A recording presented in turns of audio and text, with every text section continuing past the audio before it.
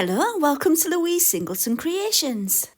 Today we have part 2 of my Trash to Treasure series, in which I will be upcycling an old light fitting which I found next to the bin in my mum's back garden.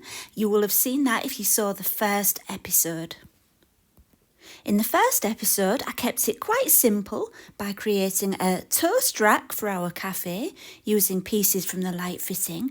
But this week, I'm going a little bit more adventurous and I'm creating a hot air balloon lamp. Yeah, it sounds a little bit crazy, but trust me, it's good. So if you would like to see how I made my hot air balloon from my old rusty light fitting, stay tuned and enjoy the video.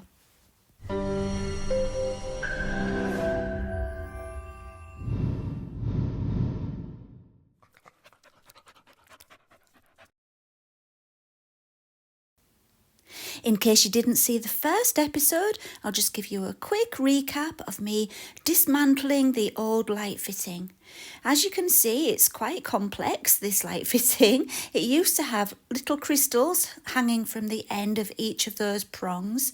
And yeah, it was a bit old-fashioned and outdated. And my mum was tired of it. So yeah, she was going to throw it away, but I decided to upcycle it. And as I've already mentioned, in this series, I'm making 4 projects from the one light fitting. Okay, let's get started with the hot air balloon. I took 8 of the curved prongs from the light fitting. And I also salvaged these 2 little round pieces, which are going to be very useful in the project too. The plan was to fix the 8 curved pieces into one of those round pieces, and that was going to be at the base. Well, it was at the base, but it was tricky. I tried everything to attach them and it wasn't working. They just kept moving. So in the end, I attached all those magnets that you can see around the edge to keep the pieces into position. And I put some tape around it as well because the magnets wanted to keep moving and sticking to the neighbouring magnet. So yeah, that's all I've done there, attached some magnets. And as you can see, the prong has bent bits on the ends, and those are the bits where I'm going to stick them to the inside of that circular piece. Before I do that, I'm just adding some silver jump rings because they will be used later for attaching the basket of the hot air balloon. You see, I like to plan ahead, so yeah, I was being quite proactive there. So I'm only doing that on 4 of the pieces. Next, I fixed the 8 pieces into position with the help of those magnets. I was so pleased I came up with the idea of the magnets because I'd tried everything. I'd tried gluing with epoxy glue and they just kept falling over, and yeah, it was really difficult. But I was really glad I came up with this idea and it worked so well.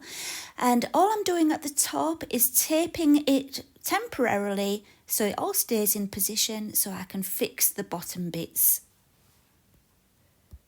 Once the pieces were all held in place by the magnets, I used my JDiction UV Resin to fill that bottom piece up because as you saw at the beginning, it had raised edges and the bottom bit was blocked by sellotape, you know, the hole in the bottom, so the resin couldn't get through. So I just filled it all up and put it under my lamp for 2 minutes, and hey presto, they were done. With the bottom secure, it was time to secure the top. So all I did, because that tape was already on there, all I had to do was turn it over. I actually put it onto a big magnet to hold it into position while I was working with it, 'cause it made it nice and easy. And then I just added some UV resin to the inside where all those pieces met. So yeah, that just held it nicely into position. Then I just removed all the tape and the magnets and it was all secure and ready for the next step. And I wasn't concerned about that top part looking so messy because the top bit was going to be covered by the other one of those round pieces when everything was complete. Next, I took my little hand drill from Let's Resin, which is so handy, and just reopened 2 of those holes that had been blocked with resin, and that was for my hook to go through. After that, I took some 1mm jewellery wire and snipped some off the roll, and I made it into a U shape. So I was going to call it a hook, but it's not really a hook, is it? But yeah, the thing for it to hang from. And made it into a U shape and just threaded it through the 2 little holes that I'd just made, through the bottom and back up around the top so that the sharp bits weren't sticking on the inside. They came back up to the outside. And I also made sure that that top bit that's going to go on at the end would fit over that loop. Next, I needed to open up the hole in the bottom again, and I didn't want to use a big drill the size of the hole because I didn't want to put too much pressure on the resin that was holding all those pieces into place, because there was always the chance that if I put too much pressure on it, it could just pop out and the whole thing would fall to bits. Once it's all complete, it will be really strong, but at this stage, UV resin is good for holding things in place temporarily, but it's not a permanent solution. So yeah, I was being very careful and just making that big hole gradually. Now I know you've all been wondering, how on earth am I going to add the resin between those parts to make it into the balloon? Well, this is where you find out the answer. And the trick is to put a normal party balloon through that hole and blow it up. And then you've got something to paint your UV resin onto. So let's see how it worked. Here I've got one of those stoppers that you get for balloons, and it's really good because not only is it a stopper, but you can blow the balloon up through it. It's got a valve in it, so you can use it to blow up the balloon and it doesn't go down when you stop blowing. And here I am in my messy craft room, just blowing up the balloon. And as you can see, it's only been blown up small. And so there's not a lot of surface tension or pressure, so it's very highly unlikely that it will pop, so you don't need to worry about that. Right, now it's time for the UV resin. Again, I'm using the JDiction UV Resin. It's the hard type. And I put it into a silicone cup. I did it about 1/3 full. And then I added some Vitriol orange pigment from Resin Pro. The reason I'm using the transparent pigment and not very much of it is because when you're using UV resin, you need the UV light to cure the resin. And if you put too much pigment in one go, it's going to be really difficult to get it to fully cure quickly. And I needed it to cure quickly because I was going to be doing lots and lots of layers. And obviously, because I'm doing lots and lots of layers, the colour will build up anyway, so that's why I kept it quite transparent. Once the resin and the pigment were mixed, I just used an old paintbrush to paint it onto the balloon, one section at a time, being quite careful not to go over the top of the metal bits, but if I did, I just wiped it off. And the old paintbrush, the reason for the old paintbrush is because your brush will never really be the same again. You can clean it with isopropyl alcohol, but yeah, you're never going to be doing any fancy watercolours with that brush again. And the other thing is, you don't even need to clean it. You can keep it wrapped up in some foil or something, because as long as the air can't get to, as long as the light can't get to it, it will stay wet for the next time you want to use it. So yeah, that's what I do with my brushes. And another thing I would like to add, because I know from making my other balloon video that people will be nervous about the fact that it's a balloon and it could pop. I did wear goggles and I did wear a face mask just in case, but like I've already said, I felt that it was highly unlikely that there was enough tension in that balloon for it to pop. So yeah, and really it's only the first section where I was even remotely worried, because once it had cured resin on, if it popped after that, it was not going to be a disastrous pop. It would just implode on itself gently. And yeah, I wasn't too worried at all. So after all that, if you still think it's not a good idea to be doing this, don't do it. It's your choice completely. So once I'd done that first layer, all the following layers were a lot easier. It was much easier to paint it onto the resin than it was to paint it onto the, the balloon surface. So I did that about, how many layers will I have done? I think I did about 5 layers before moving on to the next one. And the reason for that is because I wanted it to be set nice and hard. If the balloon had started to leak or go down through the, if the valve was leaky and the balloon had started to go down with just 1 layer of UV resin on, it would still be bendy, that resin, and I didn't want it to get out of shape if the balloon for any reason started to go down slowly. So for each section I made sure I did all my layers before moving on to the next, and then it was nice and stiff and it wasn't going to go out of shape. So here's how it looked after 5 layers, and then I repeated the process on all the sections, and yes, it did take some time, but it was worth it in the end. And I will show you, as if by magic, how it looked when I'd done all the hard work. So here it is, all ready to take the balloon out. Now, I'm sorry for the bad lighting. I did it at night time. I just couldn't wait to get the balloon out. However, it didn't quite go as I expected, because I had done some practicing beforehand to see how the balloon would come away from the resin, and it was fine.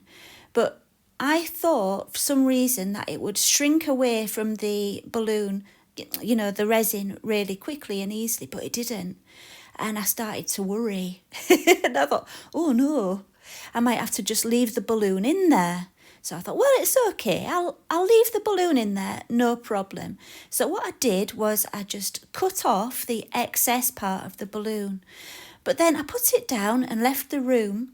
And the next time I came in, it had all just slowly come away anyway. And I just needed to use one of the long prongs that I had left over, which was curved and easy to get inside, and I just fished out the balloon. So it did come out in the end really easily. I just panicked at first, that was all. In fact, you can probably see from some angles that you can see where it's already coming away, and I hadn't realised. So yeah, that's all I did there. And here it is without the balloon in it. Doesn't it look better? I was so pleased with how it looked without the balloon. What I decided to do was add one last layer of UV resin and pigment, but this time I put more pigment in. For me, I just wanted the colour to be a little bit darker and a little bit more opaque than it was. So yeah, I just did one last layer on all the sides. Right then, because I'd been through so many trials and errors before filming this video to work out how to attach the prongs to that bottom bit, the bottom bit was quite worse for wear. And so I decided to tidy it up with my silver chrome marker from Let's Resin, and it really tidied it up so beautifully and made it look like the rest of it again. So I was really pleased about that. Now, because this is going to be decoration in our cafe, I wanted to put some of our branding on it. So I cut out some of our logos as decals with some holographic vinyl from HTV Ront and just placed them all around, and it really finished it off nicely. And then once they were all in position, I did give it a coat of UV resin over the top on all 8 of the sections. I almost forgot that before doing that final coat, I attached the other round piece to the top to finish it all off and tidy it up. And again, I used UV resin because it's nice and quick. And I knew that because I was going to be giving it a last coat, there would be plenty of UV resin holding it into position, and it would be nice and secure. Right, the balloon's finished and now it's time to make the basket. And for that I decided to use the fitting which holds the bulb. So I dismantled that part and I took the light fixing from the inside of that metal piece. And yeah, it was time to make that into a basket. And I know it's not a traditional shape for a basket, but there's nothing traditional about this piece that I'm making today. It's all quite representative of a hot air balloon. It's not supposed to be accurate, and I thought they'd go well together. So first of all, I wrapped some decorator's tape around the top so I could mark out spaces for 4 holes, and the tape would help the drill to stay in position without slipping as well. I used my Dremel to drill the 4 holes, and I found it was a lot easier to control if I laid it on the table and held it there, and then held the basket piece on the table, and so nothing slipped around, and it was much easier to control that way. I'm not great when it comes to drilling things. I'm always slipping around all over the place. So yeah, it was much easier. Right, I didn't want the basket to have that hole in the bottom, and so I needed to quickly fill that up. And all I did was I pressed it against some silicone so that the UV resin which I was about to pour in wouldn't leak out of the hole, and then just poured a little bit of UV resin in and cured it, and it was as simple as that. Then I just used my silver marker again to colour in that hole, and it was as though it had never been there. Well, you know, almost. You'd know if you were looking for it, but it was a really easy and effective way of filling the hole. Next, I added 4 silver jump rings to the holes so that it could be suspended from the air balloon with some chain from my jewellery kit. And before I could do that, I needed to add my colourful stripes to the basket. I used strips of permanent vinyl, which I had cut to size. Well, I say I'd cut it to size, it was slightly short, and so I ended up with a little bit of a gap, but that was okay because off camera I added the cafe logo over the gap, and so you would never know. Right then, in my box of jewellery supplies, I found an old bracelet. Well, it wasn't old, it had never been used. I don't even remember buying it, but yeah, it was a bracelet, like a rope chain. And I thought that would work really well draped around the edges of the basket so it would look like rope. I don't know whether you would really get that on a hot air balloon basket, but I thought it would look good, and I thought it would go well with the silver kind of theme. So that's what I'm doing here. I'm just threading it through, and it did need kind of securing in position, and I used some UV resin for that because it was just flopping around all over the place, and I did that off camera as well. And all you can see me doing here is using a thin piece of wire just to connect the 2 ends together. I'm almost kind of stitching it with some wire just to secure it. It was a bit of an awkward thing to work out what would be the best way of securing those 2 end pieces, but the wire seemed to work quite well.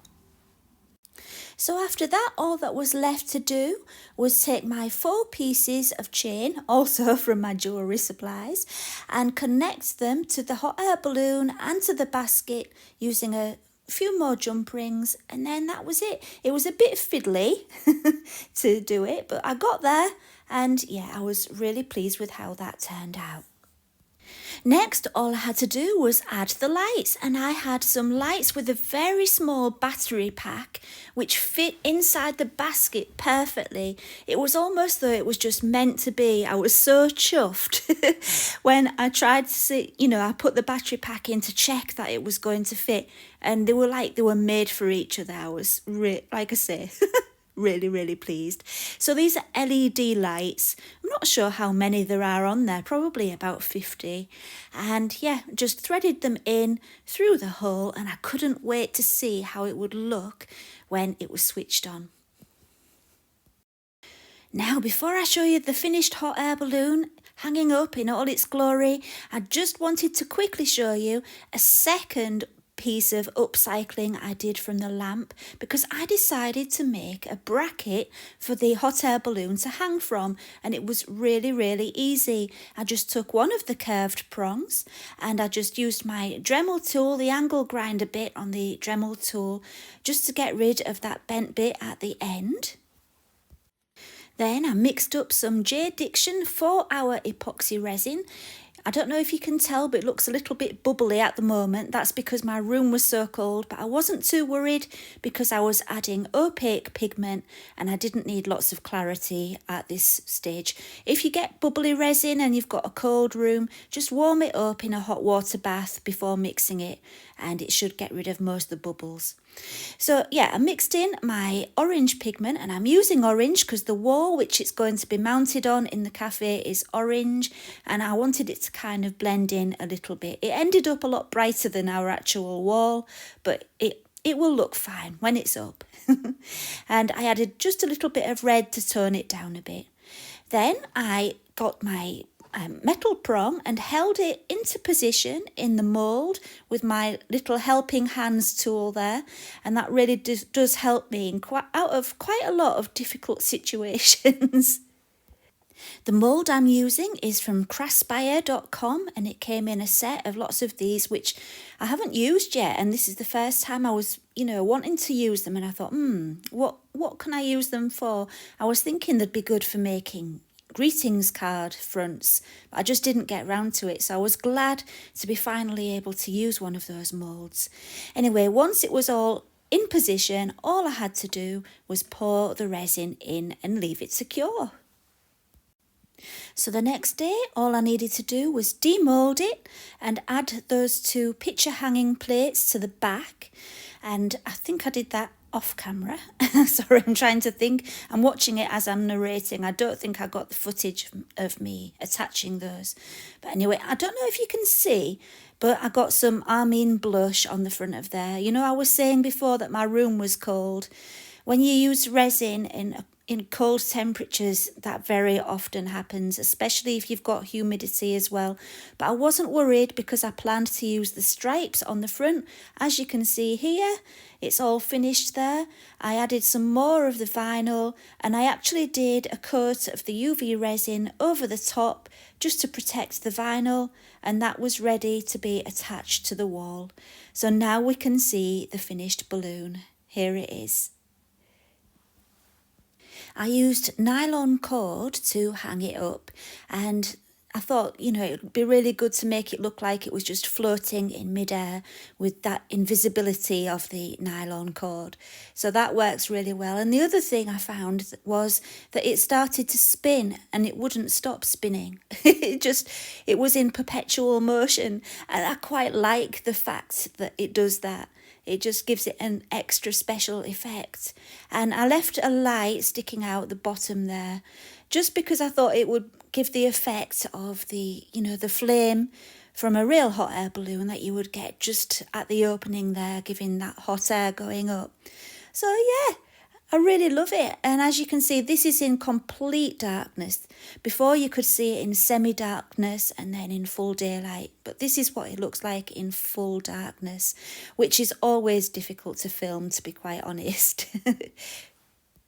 So what do you think of the results of part 2 of my trash to treasure? That's really hard to say. Trash to treasure challenge. What do you think? It's good, isn't it? I had the idea in my head and it actually ended up looking exactly like I planned it to look. And so, yeah, I think when you think of what it was before and what it is now, it's a complete transformation, and I find that so satisfying. So we've reached the end of the video. It was a long one for me this week, but hopefully you enjoyed it. If you haven't already subscribed and you enjoyed the video, please do and give it a thumbs up. And I will see you again next week. Thank you for watching. Bye for now.